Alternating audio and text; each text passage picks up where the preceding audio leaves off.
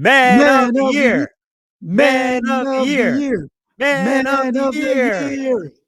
Welcome to the #1 friendship podcast in the country. I'm Aaron Karo. I'm Matt Ritter. Guys, make sure to go to manoftheyearpodcast.com, buy our merch, watch our appearance on the Today Show, all the stuff. You know it. Matt, when I say the term accountability partner, what do you think of?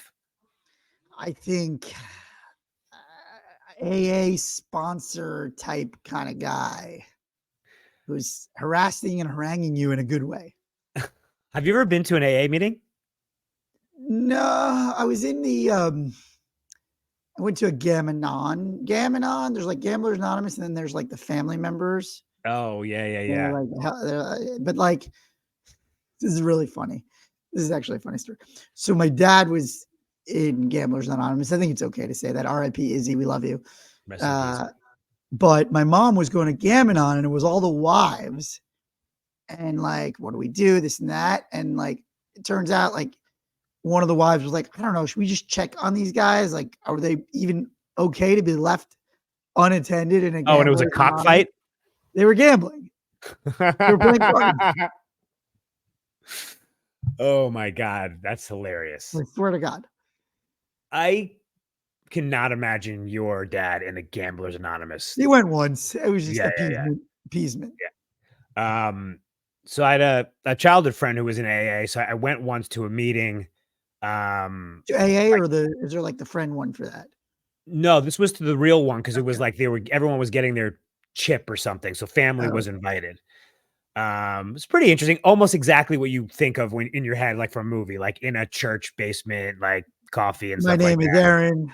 I've done some bad things. Do you know, you're going to love this. So you're not really supposed to obviously engage in romantic relationships with other people in the program. The most violated policy in the history of corporate policies. So do you know what it's called when like someone new comes to the group and you like hit on them? Let me guess. It's like hitting the sauce. No, something booze related. Cracking the bottle. It's called the 13th step. Oh, I like it. Yeah. 13th step. Yeah. Wow, so yeah, I mean, we'll be there one day. What's the 14th step? Like a gangbang for the new member? Oh, Jesus. So you sent me this article about accountability partners from The Guardian. Super interesting. Which is, basically your buddies helping you accomplish something. Yeah. And I just wanted to kind of read this one passage that kind of describes the two different kinds of accountability partners. This is from psychologist Suzy Reading. The first works more like a mentor where one person benefits from the other's wisdom. And the second is when two people are focusing on a common goal. She believes that such arrangements are currently enjoying a rise in popularity because they offer something that is in dwindling supply, ritualized intimacy. What do you think about ritualized intimacy? That sounds like something your agent does at his house frequently. For those of our listeners who don't know, he engages in ritualized intimacy over there. Ritualized intimacy sounds like, those things where they say like you're supposed to have sex with your wife every day for a month or something like that. To like, right. We tried it every other day when we were trying to get pregnant. I think it worked. Well, you do have a child. Yeah. Right. Yeah. Who knows if it's related to that or not? Well, I mean, I think it's related to some of it. Right. So one of it. Yeah. One of those rituals. One of those rituals worked. Yeah. Because you are always about romanticizing friendship. Is this part of that? No, I think this is a totally separate thing, but not mutually exclusive. Right. I mean, I think for me, romanticizing is, like I said, I think there's something romantic about, just shooting the shit, shooting the breeze, taking a walk, or doing chores. But the ritualizing of it isn't necessarily romanticizing. It's formalizing it in a way that I think our whole podcast is about. We're like, hey, we're adults. Take the guesswork out of it. That's what you need. That's what men need. Let's stop pretending that we're just going to like figure it out without instituting policies. I suppose we kind of got ahead of ourselves. So we never actually sort of defined the accountability, what an accountability partner is, but it's basically you have one of your buddies keeping you honest. So some examples are, okay, we're both writers. Like, oh, damn, we're working on separate projects. We're going to write 5 pages a day. So you're going to You and check I are in. the only people in this town that could actually pull that off if we did that. Oh yeah, no, absolutely. I mean, we would be too accountable. Yeah. You We'd know, be we so much more successful if we just did that and forgot about the podcast, forgot about anything. Yes, I know, All of I it. know, I If know. we just said, All hey, the ancillary riffraff that we do. yeah, if we just said, hey, we're gonna be screenwriting accountability partners 5 pages. Well, we already write that much anyway. It's insane. Yeah, yeah. But I was gonna ask you a question before you dive into that. You just said there were 2 types. Yes. There's the sort of equal buddies, and then there's the mentor mentee. I submit that I think the equal level one is better. Thoughts? Well, I think that it depends on the genre of your task. Mm. So if we're trying to lose weight, we're both going to the gym every day. I'm picking you up every day. You're picking me up. If it's I'm trying to quit drinking and you're not, Mm. we're just not doing it together. Mm. So I don't think it's like a better or worse. Well, I was just thinking like for I guess that's right. Like I think accountability partner, like my trainer, I guess in some level, he always is asking me to text him what I'm eating. Mhm. Always just like lie. Like I was like, live omission. Like I'll text him when I have a protein shake, or like I'll text him for a few days straight, and then like he doesn't get a text for 48 hours, and he's like, show me what you ate yesterday, and I'm just like, no. First of all, hilarious. For some reason, like the way you're describing it, what's your trainer's name again? Dean. I feel like it sounds like he's got a fetish. Like, show me what you're eating right now. Well, he's very demanding. Right. As a trainer should be. He wants me to stick with it because he believes in me. Shouldn't, but he does. When you eat tacos out of the garbage like you did famously, I haven't done that in 10 years. But would you send him a picture? No. But occasionally thing is, trainers know. Because if I go like even slightly less hard than I normally go, he goes, you went out last night, huh? A few drinks? Like last night I went out and had 2 beers. I'm very curious if today I'm seeing him this afternoon. If he picks up on my scent. He's got the Karo like ability to pick up on the scent. He's like a bloodhound. Right. But I just meant like it feels to me like what you're talking about, this ritualized intimacy really only works for accountability partners who are on the same page doing this thing. Well, but again, 2 different things. But again, so interesting enough, Shane the barber, who I think we can say is now both of our barbers. I haven't disclosed that to anybody, but I guess that's now you can see my hair. That's Shane's work. But so he recently told me that he's quit drinking. Okay. And I was like, great. I mean, that's awesome. And I'm not his accountability partner. Right. I think it's his wife. Right. And, she's there to just like keep him on the straight and narrow. But it's not, just because they're not doing it together doesn't make it any less helpful. No, I just, in terms of friendship, I thought if this is a tool for friendship too, or if it's just for accountability, I think it's like it could serve a dual purpose.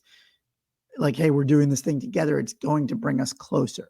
Oh, see, that's really interesting, Matt, because I was coming at from the other way, which is that we're buddies, because we're such good buddies, we'll be good accountability partners. You're actually going the other way, which is let's use the accountability partners to become better buddies.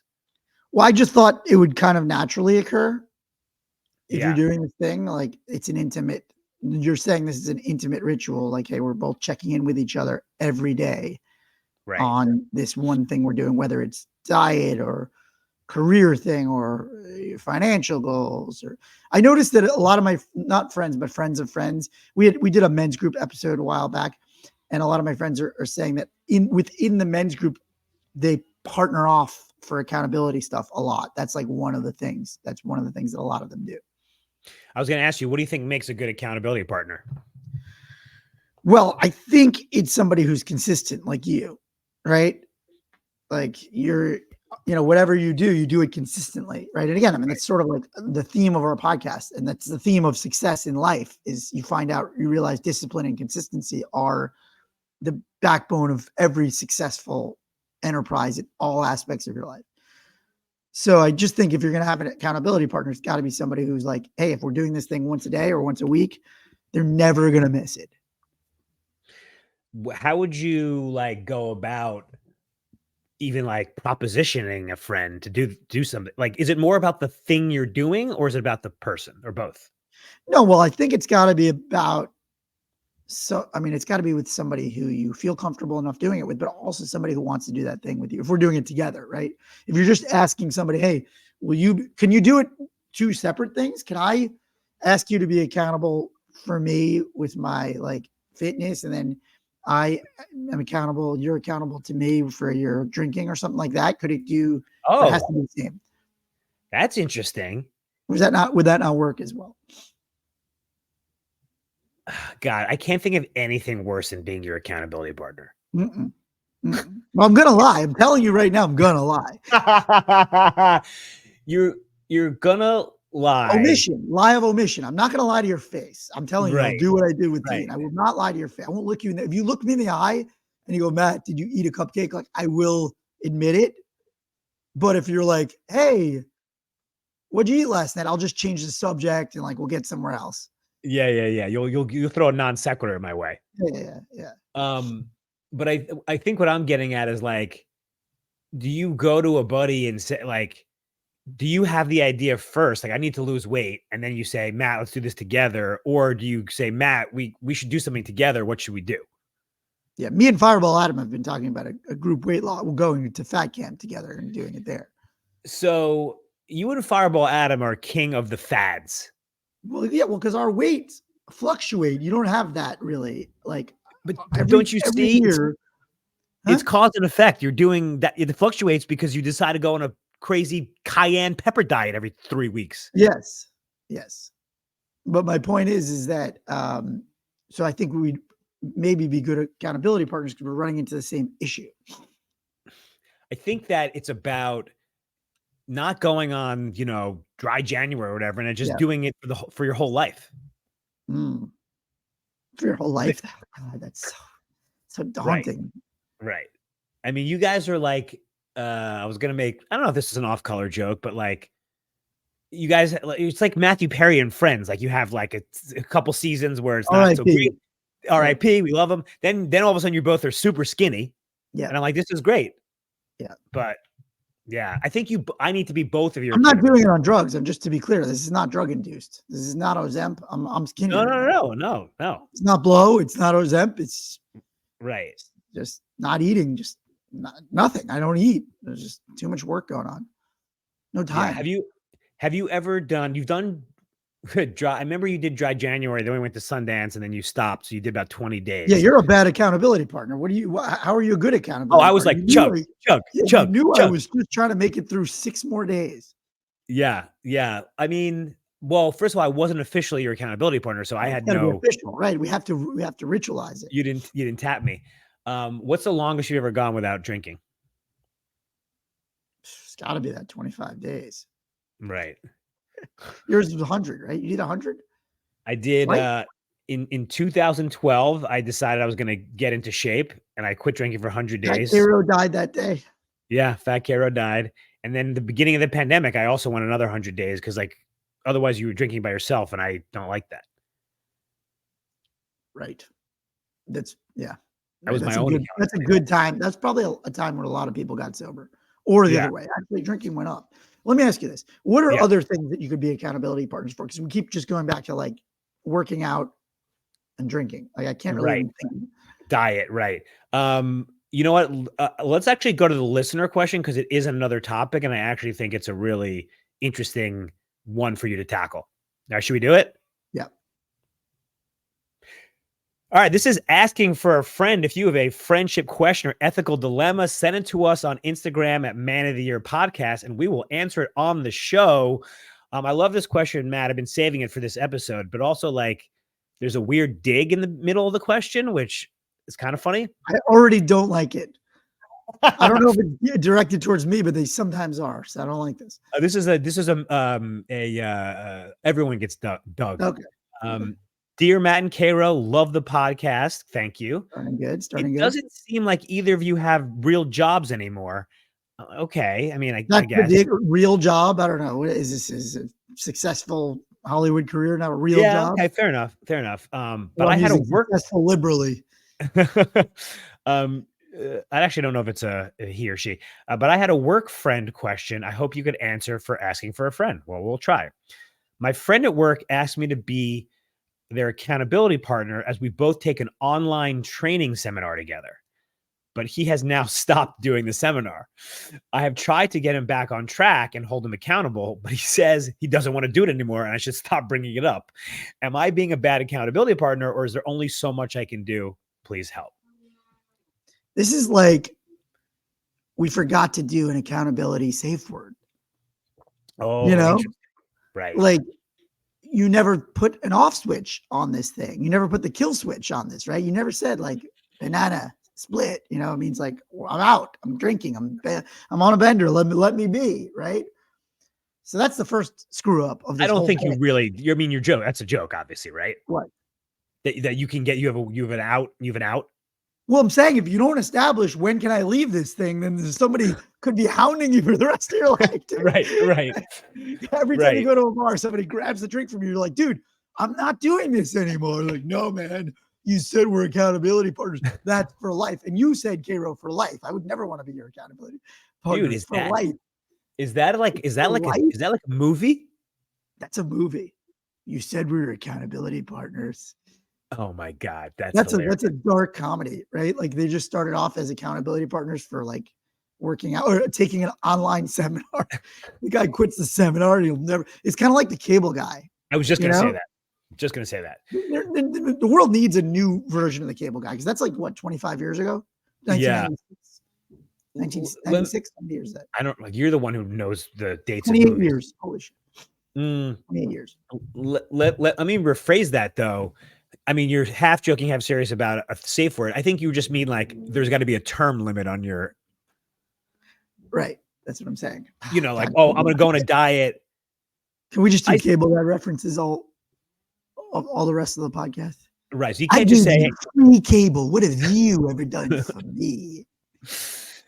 No, yeah, I think term limits is probably better than a safe word, but it's the same idea, right? So how many times do you get to say like, okay, I don't want to do this. And you go, oh, no. I know you said you were going to not do this. No, I really don't want to do this. Is it like 3 strikes and then, okay, we're off? Is it a Beetlejuice situation? Yeah. This is really interesting. Like, you're like, Molly. And you're off the sobriety thing. I don't know why I pronounced it sobriety. Why did I just do that? Because the thing is, it's like, okay, the accountability partner is there to make sure you don't do that. Yeah. So I'm actually not sure. I mean, I think it's context. Like, is it your good friend? Like, did they say to you beforehand, at one point, I'm going to say, stop doing this. But you can't let me do it. Isn't that kind of like inherent in needing an accountability partner? Because if you didn't need if it wasn't something you needed an accountability partner for, it wouldn't be something that you would be quitting so easily. Right.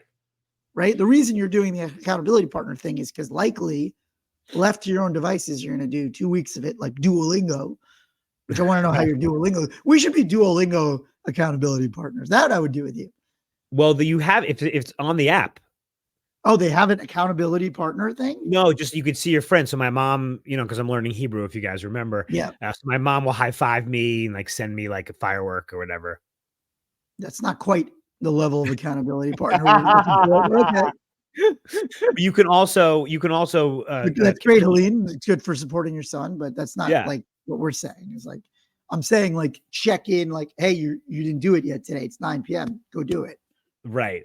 I will say Duolingo is like your. They are your accountability partner. They're harassing you. They go, hey, you haven't done it. I'm like, dude, it's 2 a.m. I'm out. Like, leave me alone. But the amount of, I mean, I'm sure they've studied how to do it, but the amount of what's it called? Pings and notifications like, hey, you have a 100-day streak. Hate to go to waste. And then it goes, it's 10:30. Like, should we call the police? You Yeah. haven't done this Yeah. yet, And then they'll just like have somebody show up speaking Hebrew nearby. They've Right. got plants all over town. Yeah. If you I'm turn, doing they go, Spanish hey, right now. It's like, hola. I'm like, hey, how are you? He's like, yo soy de compañía Duolingo. Like, what? What do you think about this? So obviously those kind of things are big on streaks. Like I have a 150-day streak, everything, but you can use the in-game like tokens to buy a streak freeze. So if you miss a day, it'll keep your streak going. You know how many streak freeze I've had on Duolingo? I've been streak freezing since the aughts. I didn't even know you're on Duolingo. Why are we not friends? Because I need an accountability partner. I did it for like a year. That was like a year ago. I stopped. That's a long time. Yeah. But no, wait. You're saying something interesting. The streaks. So I do think gamifying it is a very important tip. Yeah. Just in general, for people, like the accountability thing, I think the more fun it can be, the better. So have you ever heard of it? It's sometimes called the Seinfeld strategy. Mm-mm.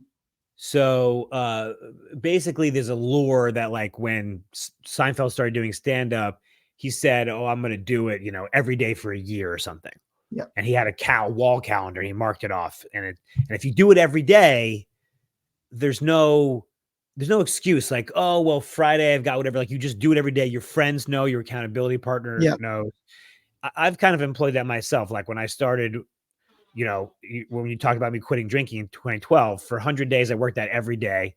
Yep. And that way there's no like, oh, well, because once you start taking a day off, I'm basically a James Clear. I'm like, yeah, that's why you hate him. That's why you hate Clear, because you are clear. I am you hate clear. You are clear. You're going clear. I have been thinking about you recently because even though I did it already, I do think of the way you've paraphrased James, as we'll call him, where like we had a call. What do you mean, as we'll call him? His name is James. Why are you saying, James, I don't know. Like, it's so familiar. Jimmy? You want to call him Jimmy? Yeah, Jimmy. We had a call the other day, and it was like, 22. It was like 4:38. So we had a call in 22 minutes. And I was like, okay, what can I do in 22 minutes? To further my career, better myself. But oftentimes I'm like, that's not enough time to do anything. I just went on TikTok. There's so many things you can do in 22, though. So many small things. Yeah, but yes, and maybe I need to rethink my thinking because I think, as you know, like if I'm like being creative or writing, I need a big block. Like, see, but there's a million different strategies on that. I forget who came up with the 15-minute one. Some people do their day in 15-minute increments. Now people say 40 is the best unblocked time chunk. I mean, it works different for everybody. Right. I mean, 15 minutes, like by the time I like open the document and I think for creatively that's impossible. But for task-based things, there's a lot you can do in 15. Right. I mean, what I'll do is end up doing like more sort of errandy stuff, not career-based. Like, right. I have to send a bunch of thank you notes. Right. Exactly. All right. Let's go back to the question. So does the accountability partner say, listen, I did my best? Well, that's what I'm asking. So how well, if you know the person really well and you know that actually the whole thing was designed to stop them from exiting, right? It's more like, how do we, first of all, have the conversation? You got to be able to communicate this. It's like, hey, we agreed we were going to do this together, and I don't want to be harassing you, but I also want to make sure that you're really ready to leave this commitment. And if they go, no, I'm ready, I'm over it, then you go, bye. But you just screwed me over because we are supposed to be accountability partners. Oh, right. That's a good point. Oh, I didn't even realize that part of the question, that they're supposed to be doing it together. So it's like kind of fucked up. Yeah. No, I mean, you don't want to like be too hard on that, but I think it is fair to say, hey, we did do this together. And part of it was that we were both relying on each other. Like, you needed me to keep you accountable, but I also need you. You could say, hey, look, I'm a little disappointed. I totally understand if you need to, if you have other commitments, but would love to see this through with you. It's, we're more than halfway there. So what would you say? Okay, let's say me and you are By the way, this is accountability. a computer programming class or something. Is that what it was? You said online training seminar, or so Training maybe it's seminar. Oh, those are the most boring. Oof. right. I But used okay, to take CLEs. Do you know what those are? no. Continuing legal education. So the legal world, there's this sort of scam where like you can never get out of paying every year to continue your education. Right. So they're called CLEs. I mean, like theoretically, it's good to keep up on the latest case law or whatever, but like in reality, it's just an hour-long scam to pocket some money for some like CLE educator. I know we talk about this a lot, but does anybody enjoy being a lawyer? Yeah, a lot of people. Actually, I was just at dinner with a partner, a law firm who loves it. He's from Latin America, and he's got all these Latin American clients, and he was doing all this cool stuff like all over the world. And yeah, some people do. My buddy, who was generally miserable, won a huge case as first chair, and he put somebody away for a long time, a criminal, and he felt really good about that. That's great. Put away the scum of the earth. I don't want to get up into legal stuff, but it's so interesting. What percentage of lawyers are actually like like what's it called when you're like in the courtroom? Stand up. Yeah. Stand up. No, it's not. It's called stand up. Yeah. You're saying people who have stand up experience. Yeah. Really? Yeah. First chair. Stand up. That's really what it's called? Yeah, because you got to be, are you first chair? It's only the first chair who gets stand-up experience, really. Sometimes second chair does get to do some questioning, some crossing, whatever. So what percentage do you think of lawyers have stand-up experience? Very few. Well, if you're in the DA's office, you have a lot. If in crim law, you have a lot. Right. Because they're just all the time churning it out. But like big trials, nothing, rarely do things go to trial. Did you ever, you have any stand-up experience? No, I was a corporate lawyer, so I wouldn't ever have any chance to do it. You would have been by the way, here's a great, I forgot to tell you this. So a couple years ago when I was doing the lawyer comedy thing, I met a guy who did CLEs. He had this whole racket where he would do ethics. There's one that you have to take ethics every year and you have to pay like, I don't know, it was 50, 100, 200 bucks, but it's like an online thing or you're live or whatever. So this guy was making 5, 10 grand every time he taught it. And he turned it into a comedic thing. He was like a comedian. He was like, hey, do you want to sub in for me? I was like, what do I have to do? He's like, you just like talk about ethics, but like you make some jokes. He's like, just come up with your own thing. And I came up with my own thing. And I hosted like 2 CLEs. That's incredible. Yeah. First of all, that reminds me of like, when you like get a ticket, you go to like comedy traffic school. Right. I created my own comedy traffic school. But I was just going to say, you would have been a great stand-up litigator. Yeah, I think originally when I went to law school, that was originally the thought. But then I also was already dabbling in stand-up. I was like, what am I even doing with my life? Right. Well, everyone thinks they're going to be, who is it? Atticus Finch? Finch, yeah. Which, by the way, I just saw that in London recently. The Aaron Sorkin version. How was it? To Kill a Mockingbird. It was amazing. Matthew Modine. I love Matthew Modine. Yeah. Wait, we got way off track of this question. Do we answer this? So I think you have the right to confront the person because it's your accountability partner. Like at the very least, if you're going to confront somebody, it's your accountability partner. Well, what I was going to say is, let's say me and you are accountability partners to go to the gym together. Yes. And, 2 months in, you're like, Karo, I'm out. Like I'm injured. I can't do it. I love you. Do you have responsibility to keep being my unilateral accountability partner? Am I one-sided to get me to go to the gym? Not forever, but I think there should be like a, cobra, like a cobra. That's incredible. That's incredible. Like not 90 days, but maybe like 30 days just to get you like, hey, why don't we find you another accountability partner? In the meantime, I'll text you every day at 6 a.m. You're really obsessed with this accountability partner become indentured servitude.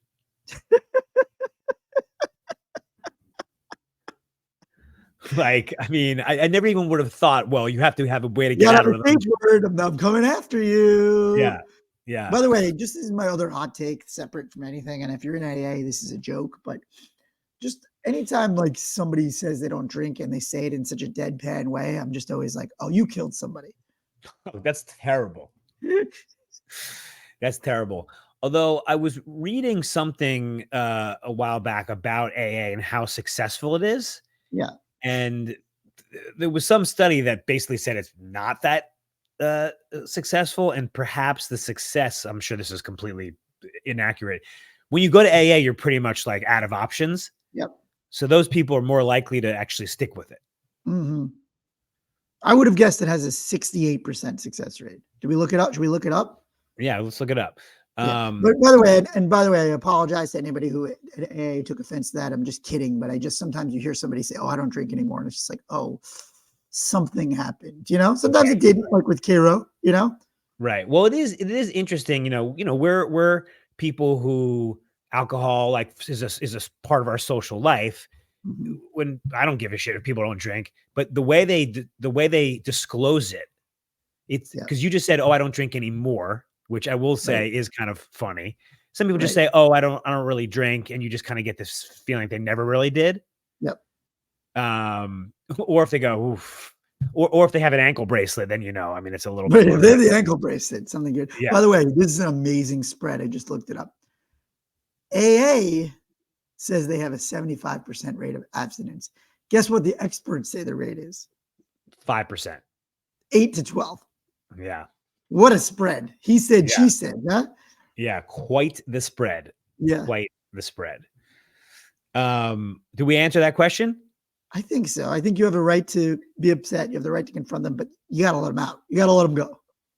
If it's one of these training seminars, that they make employees take, it's a sexual harassment or it's a whatever, you can buy things that just make your mouse move around. I didn't know that. Oh man, you got to put. Are you serious? I had no idea. Dude, there's some amazing homemade ones on TikTok where it's basically like a blender with a hot dog on it and it's touching the mouth of the trackpad. It just like moves around. A hot dog at the bottom of a blender. Wow. No, like the blender is like the spinning thing.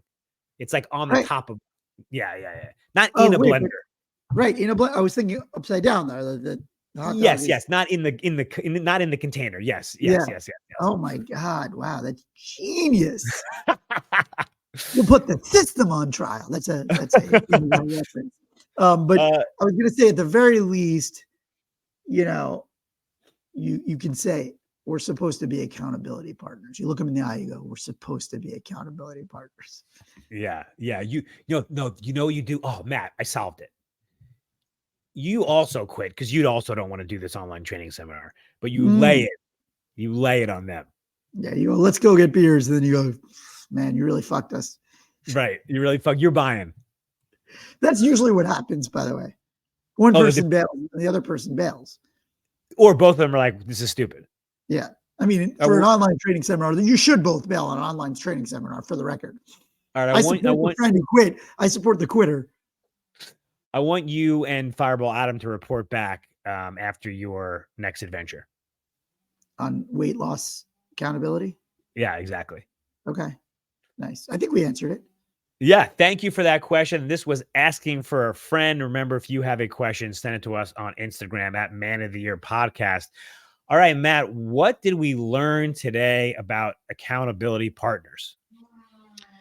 I want to reiterate that a core theme of this podcast is making new friends, maintaining friendships, and creating traditions. Ritual is a sort of synonym for tradition.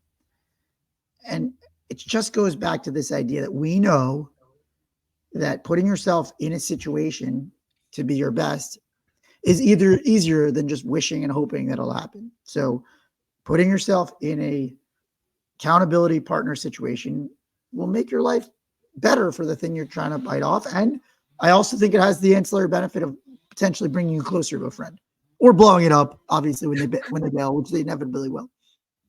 That second to last thing was actually what I was going to say, because you made me think of something I had not considered, which is it is an interesting way to get closer with an existing buddy, or just have a fun thing to do with a buddy, is like, let's become accountability partners. I hadn't thought of it as a friendly, activity.